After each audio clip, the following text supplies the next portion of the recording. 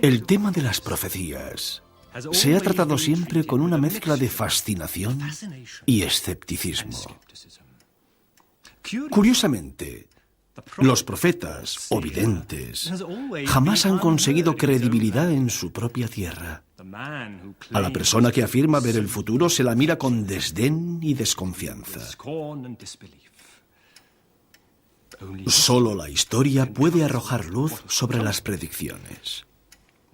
Para bochorno de los adivinos, las profecías quedan lejos de coincidir con los hechos que predicen. Pero existe una excepción a esa regla. Un hombre cuyas profecías fueron ratificadas durante su vida y han sobrevivido a la prueba del tiempo.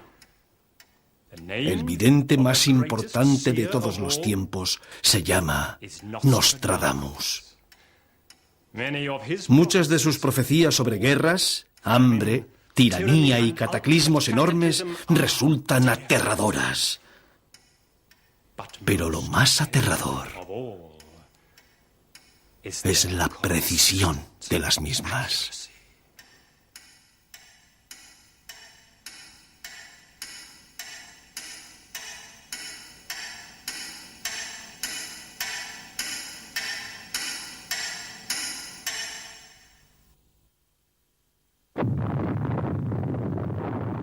Nostradamus. Su nombre resulta inseparable de visiones del fin del mundo, del Armagedón. Predijo el destino de continentes, naciones y personas. Los acontecimientos parecen ceñirse a un guión que solo Nostradamus fue capaz de profetizar. Mucho antes de que surgiera la revolución industrial, Nostradamus previó las armas más espantosas del siglo XX y la llegada de los tiranos más infames que ha conocido el mundo. Predijo el gran incendio de Londres, el ascenso de Napoleón y lo más inquietante de todo, la llegada de un hombre al que él llamó Hister. Pero ¿quién era Nostradamus? ¿Cómo pudo hacer predicciones de exactitud tan asombrosa? Nostradamus, cuyo nombre real era Michel de Nostredame, nació en Saint-Rémy, Provenza, el jueves 14 de diciembre de 1503. Era hijo de un acomodado escribano francés cuya familia judía se había convertido al cristianismo.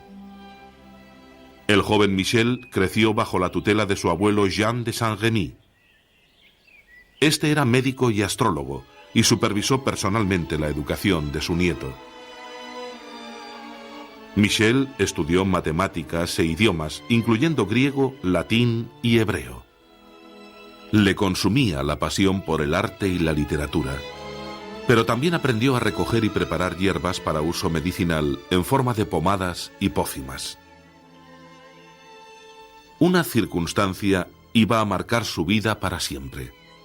Siendo aún muy joven, aprendió a utilizar el astrolabio, un instrumento que se usaba para practicar la astrología, pues servía para predecir la posición de los planetas.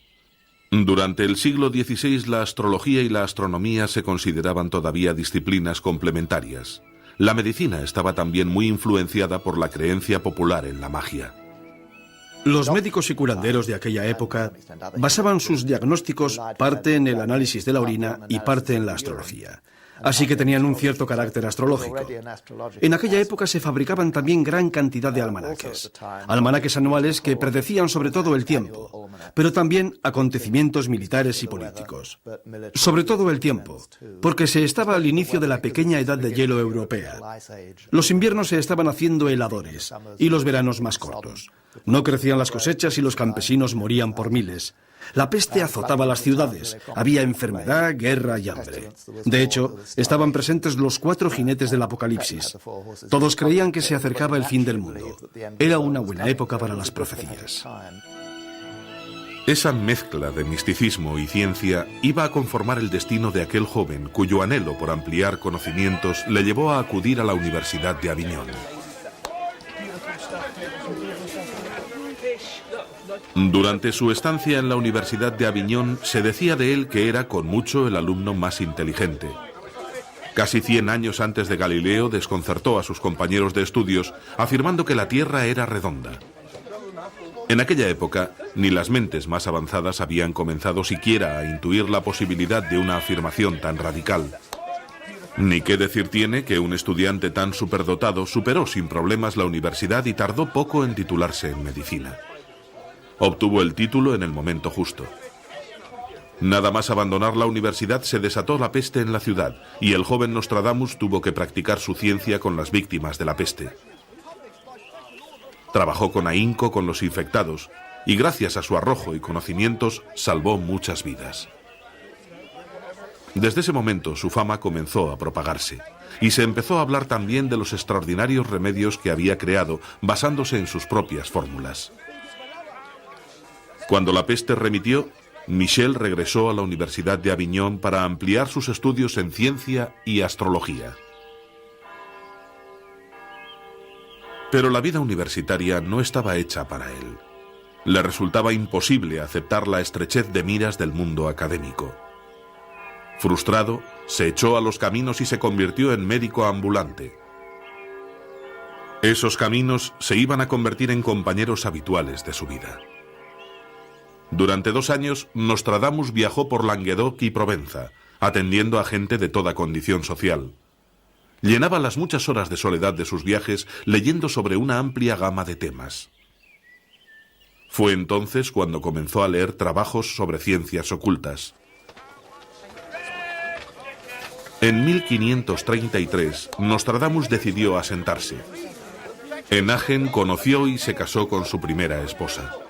Pero la tragedia no iba a tardar en seguir sus pasos. La misma peste que había combatido con éxito se cobró la vida de su mujer y 2 de sus hijos. Con el corazón destrozado, regresó a la vida ambulante. Respecto a los primeros años de la vida de Nostradamus, hay 1 o 2 cosas que podemos afirmar con seguridad razonable. Sabemos, por ejemplo, que estudió medicina y filosofía. Sabemos también que poseía una habilidad notable como médico, algo que se hizo muy famoso durante sus viajes por las zonas rurales, atendiendo a las víctimas de la peste. Sabemos igualmente que inventó sus propios medicamentos y que mostraba gran interés por asuntos como la perfumería, etc. Estos temas son sobradamente conocidos.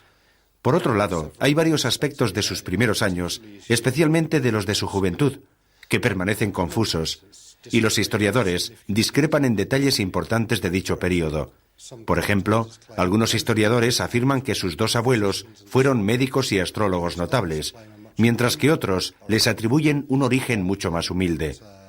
Hay quien afirma que su abuelo paterno era comerciante de grano. Así que no es erróneo afirmar que la primera época de la vida de Nostradamus está envuelta en misterio, algo que contribuye a aumentar su fama. Michel de Nostredame pasó los 8 años siguientes viajando entre Francia e Italia. Fue en esta época cuando hizo la primera de sus predicciones extraordinarias.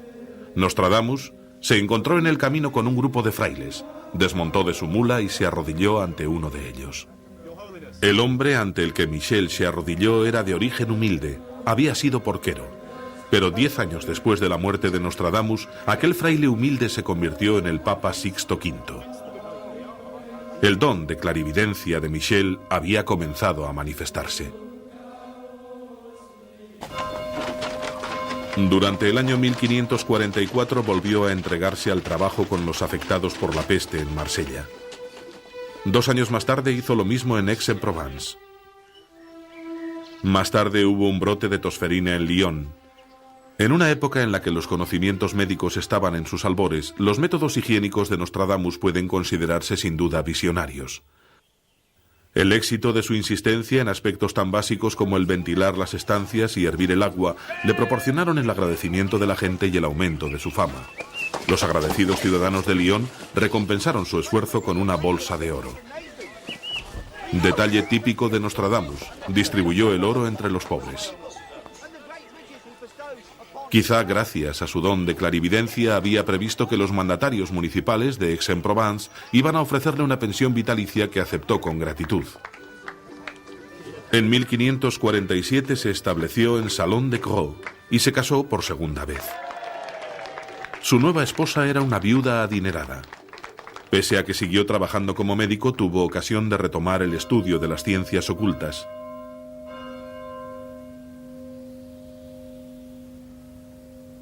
La primera obra publicada por Michel de Nostredame fue un libro de recetas para elaborar cosas tan diversas como conservas, cosméticos y filtros de amor.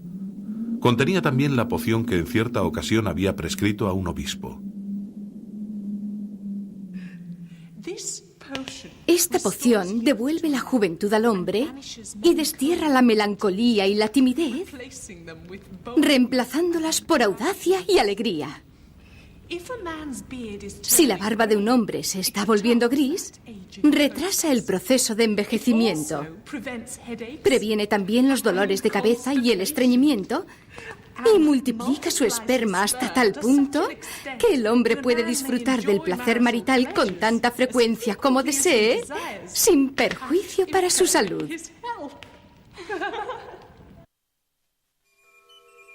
Aunque por entonces su barba estaba ya volviéndose gris, Michel de Nostredame se encontraba en la flor de la vida. El erudito Jean-Aimé de Chavigny quedó tan impresionado con la sabiduría del médico que se hizo alumno suyo. En su obra La vida de Nostradamus, de Chavigny describe al hombre que conoció.